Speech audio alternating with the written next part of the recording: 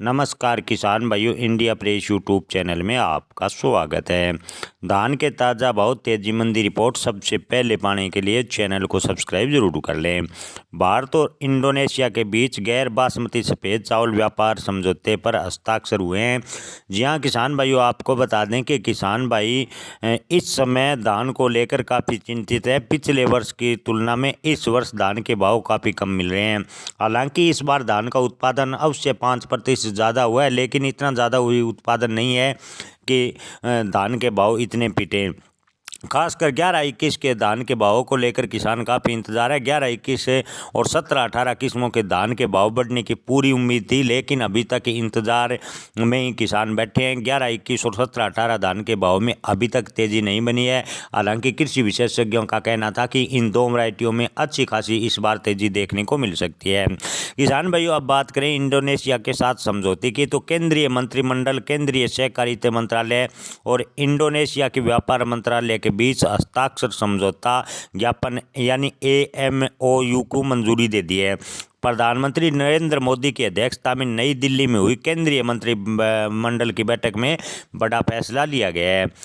किसान भाइयों, आपको बता दें कि समझौते के मुख्य बिंदु क्या है। भारत और इंडोनेशिया को प्रतिवर्ष प्रचलित अंतर्राष्ट्रीय मूल्य पर 1 मिलियन मैट्रिक टन गैर बासमती सफ़ेद चावल की आपूर्ति करेगा। आपको बता दें कि समझौते के ज्ञापन की अवधि 4 वर्ष की होगी और इसे स्वचालित रूप से 4 वर्षों के लिए बढ़ा दिया गया है। जी हाँ किसान भाइयों, यानी इंडोनेशिया को भारत हर साल 4 वर्षों तक कम से कम 1 मिलियन मैट्रिक टन गैर बासमती सफ़ेद चावल की आपूर्ति करेगा, यानी निर्यात करेगा। इंडोनेशिया को चावल आपूर्ति की राष्ट्रीय सहकारी निर्यात लिमिटेड द्वारा किया जाएगा। राष्ट्रीय सहकारी निर्यात लिमिटेड निर्यात के लिए चावल की खरीदी सहकारी समितियों के द्वारा करेगी। किसान भाइयों, आपको बता दें कि चावल के निर्यात से भारत के इंडोनेशिया से व्यापार संतुलन में सुधार होने की संभावना है, जो इंडोनेशिया के पक्ष में बनती नजर आ रही है। 2024 में दोनों देशों के बीच द्विपक्षीय व्यापार 29.4 बिलियन अमेरिकी डॉलर था। इंडोनेशिया को भारत का निर्यात 5.99 बिलियन डॉलर और आयात 23.4 बिलियन डॉलर का था।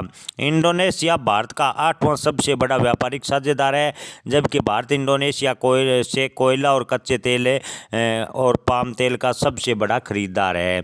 आपको बता दें कि भारत दुनिया में चावल का सबसे बड़ा निर्यातक है। भारत बासमती और गैर बासमती सफ़ेद दोनों प्रकार के चावल का अच्छा खासा निर्यात करता है, लेकिन फिलहाल गैर बासमती चावल के निर्यात पर समझौता हुआ है।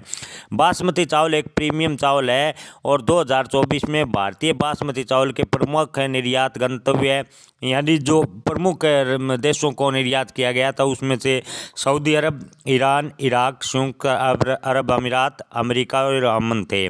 2024 में गैर बासमती चावल का निर्यात 37,804.48 करोड़ का था।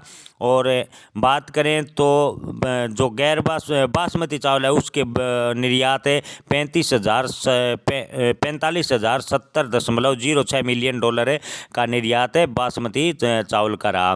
प्रमुख निर्यातक बाजार बेनिन, गिनी, टोगो, कोटेडी, आइवर और वियतनाम थे। किसान भाइयों, गैर बासमती चावल के निर्यात पर जो सरकार ने प्रतिबंध लगाया था उसको आपको बता दें कि सरकार ने जुलाई में हटा दिया था। उसके बाद में चावल में अच्छी खासी निर्यात में बढ़ोतरी देखने को मिली, लेकिन इसके बावजूद किसानों को भाव नहीं मिले। निर्यात की अनुमति केवल उन देशों के लिए थी जिन्हें अपनी खाद्य सुरक्षा आवश्यकताओं को पूरा करने के लिए भारतीय चावल का अनुरोध किया था। यानी आपको बता दें कि लगातार सरकार के द्वारा खबर दी गई कि हमने चावल से निर्यात प्रतिबंध लगाया, लेकिन सरकार ने उस पर शर्तें लगाई थी कि जो देश भारतीय खाद्य सामग्री पर निर्भर हैं उन देशों को खाद्य सामग्री आवश्यकता पूर्ति के लिए भारत सरकार केवल चावल का निर्यात करेगी। पूर्ण रूप से बैन नहीं हटाया था। पूर्ण रूप से अगर चावल से निर्यात बैन हटता तो किसानों को अच्छे भाव मिलते, लेकिन सरकार ने कुछ शर्तें जोड़ दी। गैर बासमती चावल के निर्यात पर प्रतिबंध सरकार द्वारा आपको बता दें कि सितंबर 2024 से हटा दिया गया था, लेकिन चावल का न्यूनतम निर्यात मूल्य $490 प्रति टन निर्धारित है, अभी भी किया गया है। यानी MEP की शर्त चावल पर अभी भी है। राष्ट्रीय सहकारी निर्यात लिमिटेड यानी NCEL की स्थापना 2023 के बहुराज्य सहकारी समिति अधिनियम अधिनियम 2002 के तहत एक बहुराज्य सहकारी समिति के रूप में की गई थी। इसे गुजरात सहकारी दुग्ध विपणन संघ यानी GMMF, भारतीय कृषि उर्वरक सहकारी लिमिटेड यानी EFCO, भारतीय राष्ट्रीय कृषि सहकारी विपणन संघ लिमिटेड या नाफेड, कृषि भारतीय सहकारी लिमिटेड यानी क्रिबको, राष्ट्रीय सहकारी विकास निगम यानी NCD द्वारा संयुक्त रूप से स्थापित किया गया था। किसान भाइयों, आपको बता दें कि हमने आपको राष्ट्रीय सहकारी निर्यात लिमिटेड के बारे में क्यों बताया, क्योंकि ये ही कंपनी जो इंडोनेशिया को गैर बासमती चावल निर्यात करने जा रही है। राष्ट्रीय सहकारी निर्यात लिमिटेड देश के सहकारी क्षेत्र द्वारा निर्यात में से एक बड़ा संगठन है जो इंडोनेशिया को चावल निर्यात करेगा। केंद्रीय मंत्रिमंडल की बैठक की अध्यक्षता प्रधानमंत्री नरेंद्र मोदी के द्वारा दिल्ली में की गई और उसमें आपको बता दें कि इंडोनेशिया को 1 मिलियन मैट्रिक टन गैर बासमती सफ़ेद चावल की आपूर्ति प्रति वर्ष से 4 सालों तक करेगा। इस समझौते पर साइन हुए हैं, यानी MOU पर साइन हुए हैं और मंजूरी दे दी गई है। किसान भाइयों, आपको बता दें कि अगर सरकार गैर बासमती और बासमती चावल निर्यात से जो शर्तें हैं वो हटा दें तो चावल और बासमती और गैर बासमती चावल अच्छी खासी मात्रा में निर्यात होगा और धान के भाव में अच्छी खासी तेजी बन सकती है। धन्यवाद।